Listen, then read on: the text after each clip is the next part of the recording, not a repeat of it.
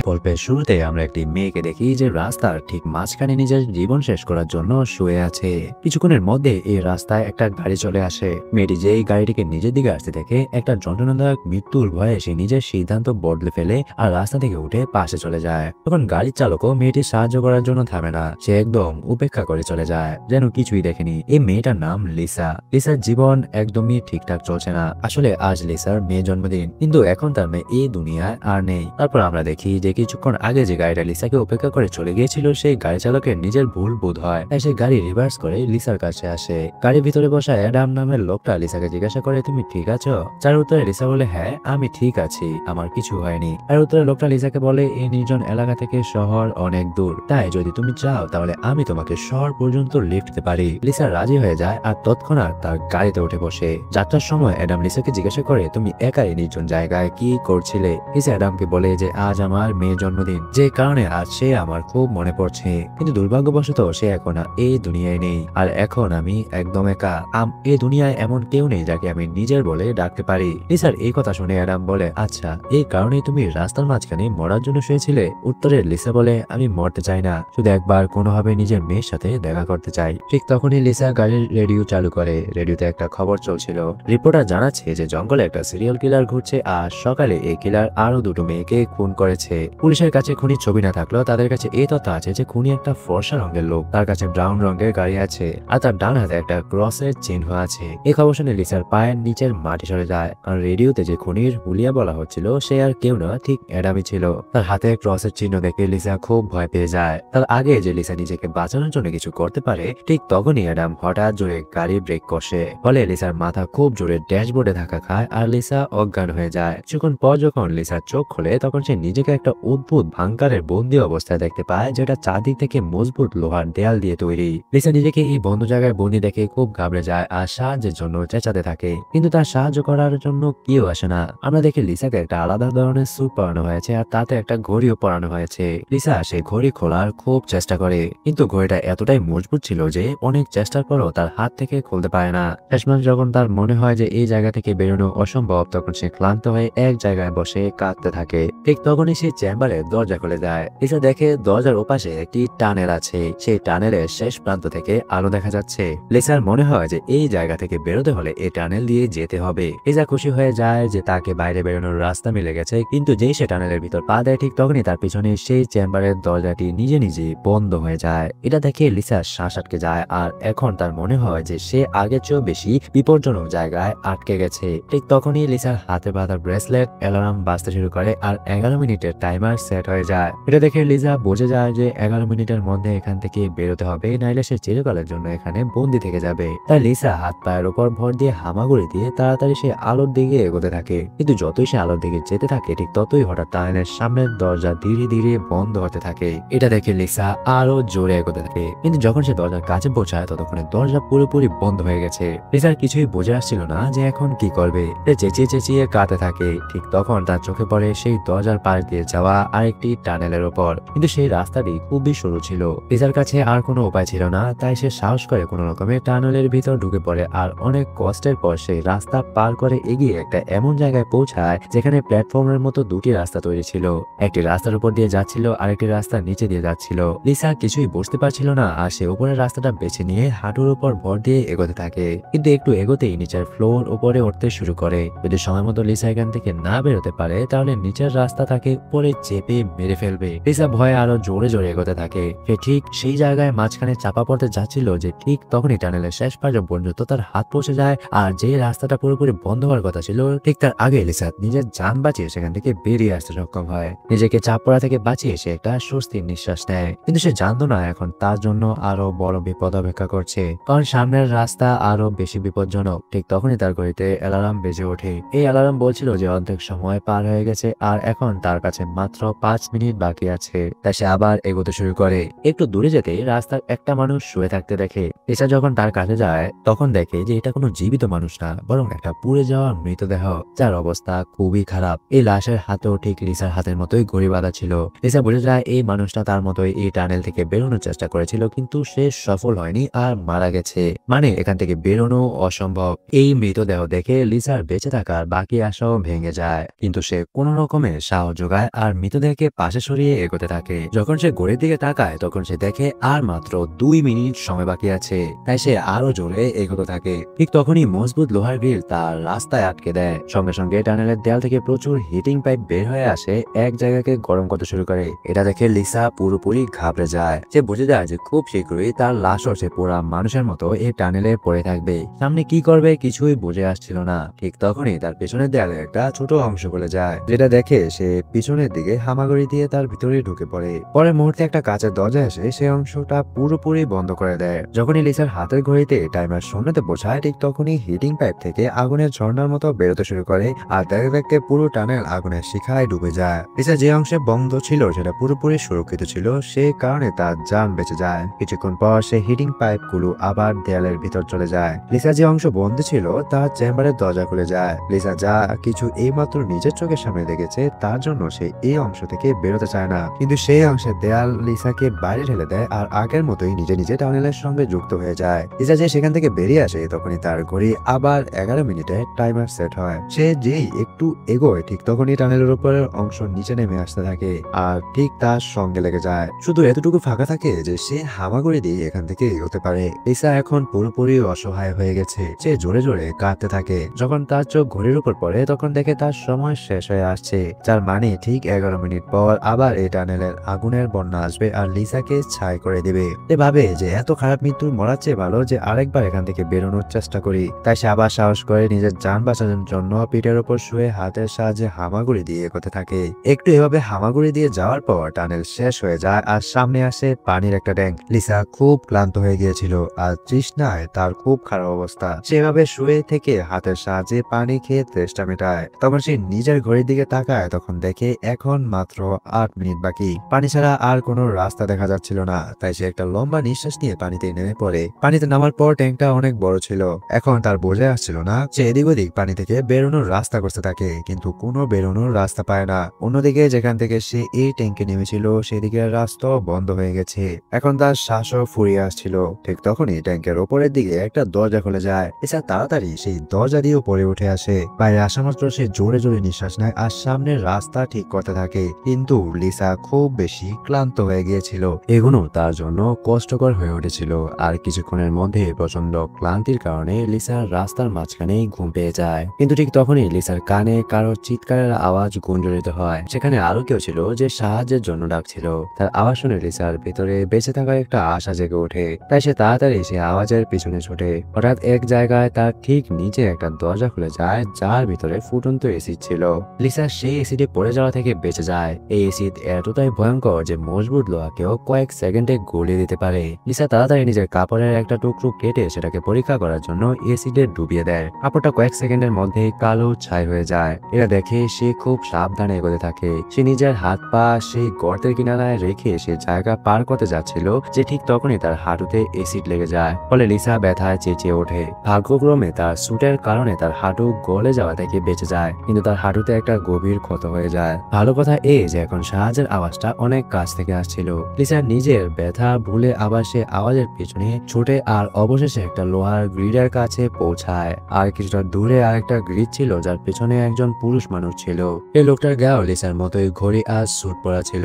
Lisa তাকে বলে, দেখো আমার কথা শোনো, আমরা দুজনে এখানে আটকে আছি। যদি আমরা একে অপরের সাহায্য করি তাহলে এখান থেকে বেরোতে পারবো। কিন্তু সেই লোকটা অনেকদিন ধরে টানেলে আটকে থাকার কারণে মানসিক অবস্থা খুবই খারাপ হয়ে গিয়েছিল। সে কখনো লিসাকে গালাগালি করতো, কখনো সরি বলতো। সে বলে শীঘ্রই আবার আসবে আর আমাদের দুজনকে মেরে ফেলবে।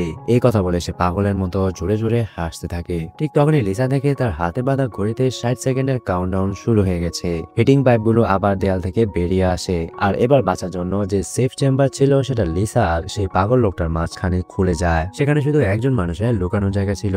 এখন হয় সেই পাগল লোকটা বাঁচবে নয়তো লিসা। পরের মুহূর্তে লিসা সে পাগল লোকটার সামনে লোহার গ্রিড চলে যায়। তারা দুজনেই তীব্র গতিতে এসে চেম্বারের দিকে দৌড়ায় আর দুজনেই একসঙ্গে চেম্বারে পৌঁছে যায়। তারপর তারা দুজনে একে অপরকে মারতে শুরু করে। কখনো লিসা পাগল লোকটাকে চেম্বার থেকে বাইরে ঠেলে দেয়, কখনো সে পাগল লোকটা লিসাকে বাইরে ঠেলে দেয়। কিন্তু শেষমেশ যখন প্রায় সময় শেষ হওয়ার মতো তখন লিসা লাথি মেরে সেই লোকটাকে চেম্বার থেকে বাইরে ফেলে দেয়। সেই লোকটা লিসার পা ধরে তাকে বাইরে বের করে আনার চেষ্টা করে। ঠিক তখনই 60 সেকেন্ড শেষ হয়ে যায় আর সেই চেম্বারের কাচের দরজা নিচে নেমে এসে সেই লোকটার হাত কেটে দেয়। ব্যথায় সেই লোকটা চেঁচিয়ে ওঠে। ঠিক তখনই লিসার চোখে পড়ে সেই লোকটার হাতের ড্রেসের উপর যেখানে ক্রসের ট্যাটু ছিল।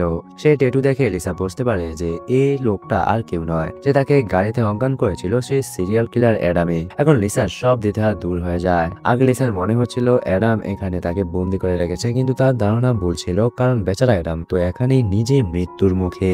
এর মধ্যেই লিসার ঘড়িতে 11 মিনিটের সময় পূর্ণ হয়ে যায়, আর সেই হিটিং পাইপ থেকে বেরোনো প্রচন্ড আগুন কয়েক সেকেন্ডের মধ্যেই অ্যাডামকে ছাই করে দেয়। নিজের চোখের সামনে অ্যাডামের এত ভয়ঙ্কর মৃত্যু দেখে লিসা ভয়ে কাঁপতে থাকে। কিছুক্ষণ পর সেফ অংশ থেকে একটা ছোট টানেলের থেকে একটা রোবট বেরিয়ে আসে। সেটা দেখতে খুব ভয়ঙ্কর। এই রোবট লিসার কোনো ক্ষতি করে না, বরং তার এসিডে পড়া হাঁটু সারিয়ে দেয়। লিসা তাকে জিজ্ঞাসা করে, তুমি কে আর আমাকে এখানে কেন এনেছ?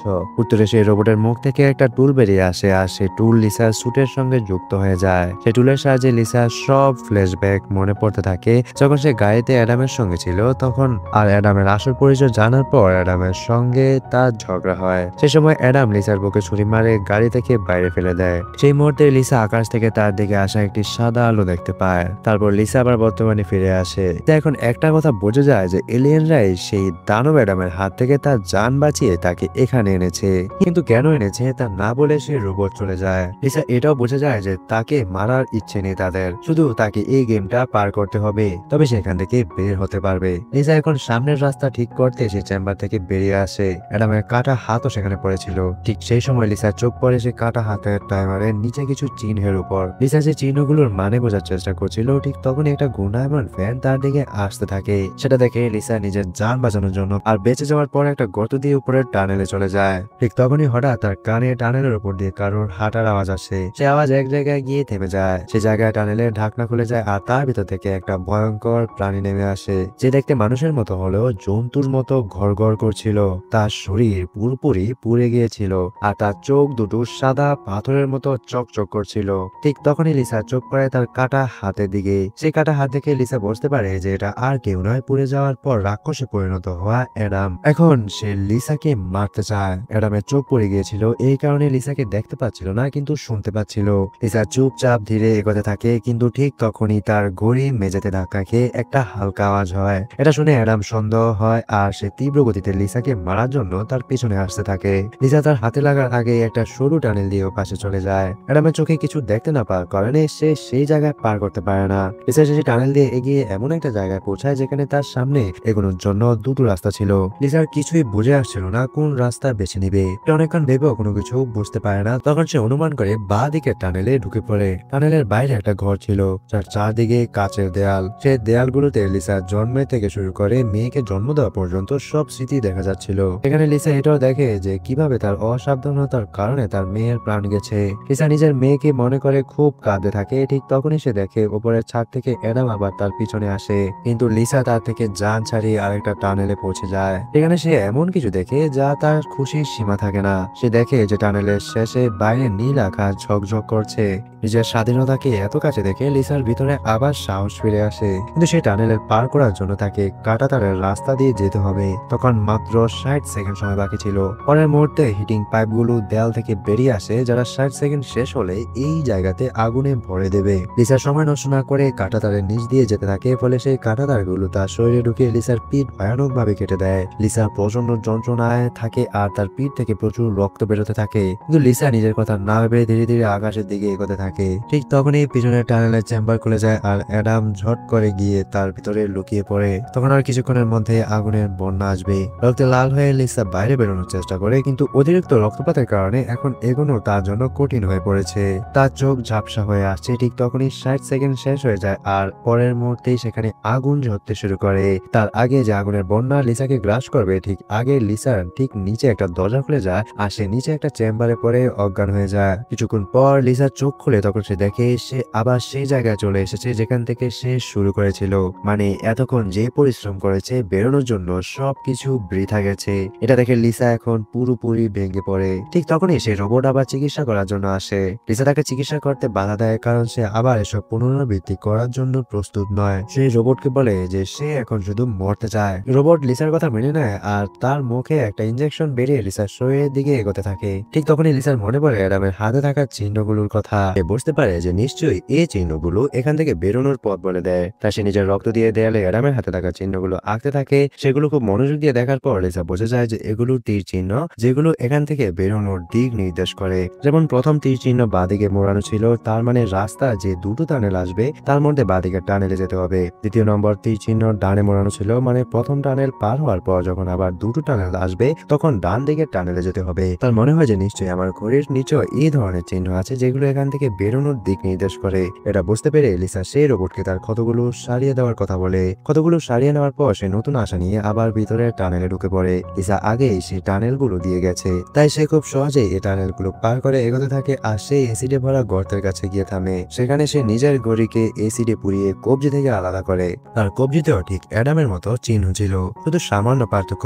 লিসা সেই পোড়া ঘড়িটা নিয়ে হাতে এগোতে থাকে আর সেই জায়গায় পৌঁছায় যেখানে প্রথম দুটো টানেলের মধ্যে বাঁদিকের টানেল বেছে নিয়েছিল, কিন্তু চিহ্ন অনুযায়ী সঠিক টানেল ডান দিকের। সে তাড়াতাড়ি ডান দিকের টানেলে ঢুকে পড়ে, যেখানে গিয়ে সে আবার দুটো টানেল পায়, তার মধ্যে সঠিক টানেল বাঁদিকে ছিল। এভাবে লিসা নিজের হাতে থাকা চিহ্নের সাহায্যের প্রতিবার সঠিক রাস্তা বেছে এগোতে থাকে। কিন্তু ঠিক তখনই আবার অ্যাডাম তার পিছনে লেগে যায়। তখন লিসা বুদ্ধি খাটিয়ে অ্যাডামকে ভুলিয়ে দেওয়ার জন্য একটা টানেলের ভিতর নিজের ঘড়ি ছড়ে ফেলে দেয় আর নিজের একটা টানেলে লুকিয়ে বসে থাকে। অ্যাডাম ঘড়ির আওয়াজের পিছনে ছুটে অন্য টানেলে ঢুকে যায়। অ্যাডাম চলে যাওয়ার পর লিসা নিজের কবজির চিহ্ন দেখে তখন সে বুঝতে পারে সে যে টানেলে সেই অ্যাডামকে পাঠিয়েছে সেই টানেলটাই সঠিক ছিল।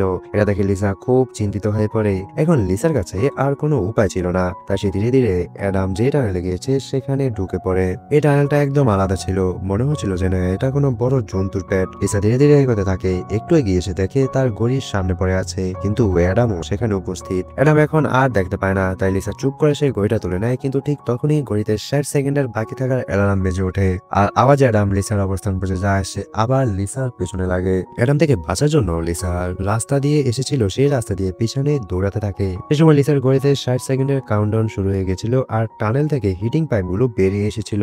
সঙ্গে সঙ্গে টানেলে বাঁচার চেম্বার গুলো খুলে গিয়েছিল। লিসা তাড়াতাড়ি সেই চেম্বারে গিয়ে লুকিয়ে পড়ে। অ্যাডাম সেখানে পৌঁছে যায়, কিন্তু অনেক দেরি হয়ে গেছিল কারণ সেই চেম্বারের কাছের দরজা বন্ধ হয়ে গিয়েছিল।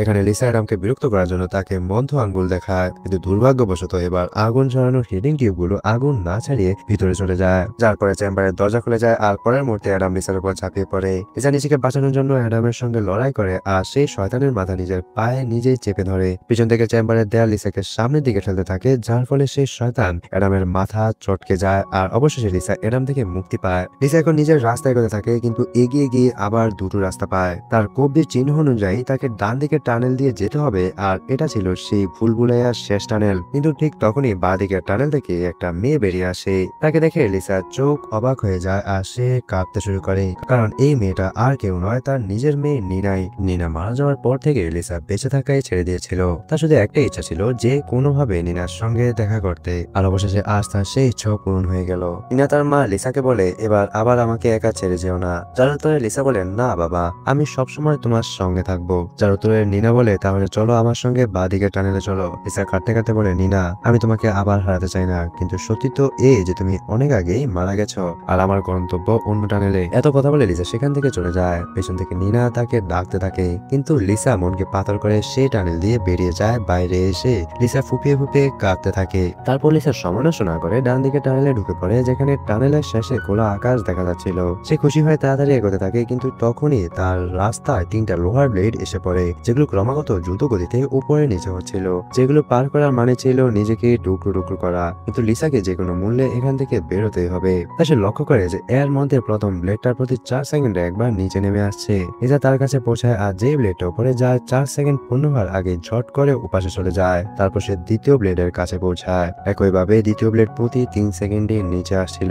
লিসা সামনে থেকে তাকেও পার করে ফেলে, কিন্তু শেষের ব্লেডটা মাত্র 2 সেকেন্ডে নিচে আসছিল, যেটা পার করা লিসার জন্য খুবই কঠিন ছিল। কিন্তু স্বাধীনতার লোভে লিসা তাকেও পার করে ফেলে, কিন্তু দুর্ভাগ্যবশত তার একটা পা ব্লেডের মাঝখানে এসে কেটে যায়। লিসা ব্যথায় খুব খারাপ অবস্থা হয়, কিন্তু লিসা নিজের পায়ের কথা না ভেবে টানেলের শেষ প্রান্তে পৌঁছায়, যেখানে তাকে খোলা আকাশ দেখা যাচ্ছিল। কিন্তু যেই নিজের হাত টানেল থেকে বাইরে বের করার জন্য এগোয়, তার সামনে লাগানো স্ক্রিনে গিয়ে ধাক্কা খায়, যেখানে খোলা আকাশের ভিডিও চলছিল। এটা দেখে লিসা খুব হতাশ হয়। সে বলে, আমি সবকিছু করেছি যা আমাকে করতে বলা হয়েছিল। তারপর সে পাগলের মতো হাসতে থাকে। ঠিক তখনই টানেল থেকে হিটিং পাইপ বেরিয়ে আসে, কারণ এখন আর কিছুক্ষণের মধ্যেই 11 মিনিটের সময় শেষ হয়ে যাবে। লিসা এখন শান্তভাবে মৃত্যুর অপেক্ষা করতে থাকে, কিন্তু এবার সে হিটিং পাইপগুলো তাকে পোড়ানো ছাড়াই আবার টানেলের ভিতর চলে যায়। ঠিক তখনই টানেলের উপরের অংশ পড়ে যায় আর একটা তীব্র আলো লিসার উপর পড়ে। লিসার শরীর নিজে নিজে বাতাসে ভেসে ওঠে আর সে আলোর ভিতরে মিশে যায়। কিছুক্ষণ কিছুক্ষণ পর লিসা চোখ খোলে, তখন সে নিজেকে একটা ঝর্ণা ধারে দেখতে পায়, যেটা দেখে লিসার মুখে আবার হাসি ফিরে আসে। সেখানে নিনাও উপস্থিত ছিল। লিসা নিনাকে জিজ্ঞাসা করে, আমি কি মরে গেছি? এর উত্তরে নিনা বলে, তোমার শরীর তো একবার নয়, এখন পর্যন্ত অনেকবার মরেছে। লিসা আবার জিজ্ঞাসা করে, তাহলে এখন এখানে আমাকে কি করতে হবে? যার উত্তরে নিনা বলে, এখানে তুমি শুধু বেঁচে থাকবে আর কিছুই না। এখানে আমরা জানতে পারি যে এই জায়গায় লিসা এখন আছে সেটা দুনিয়া নয়, বরং অন্য কিছু, স্বর্গের মতোই সুন্দর।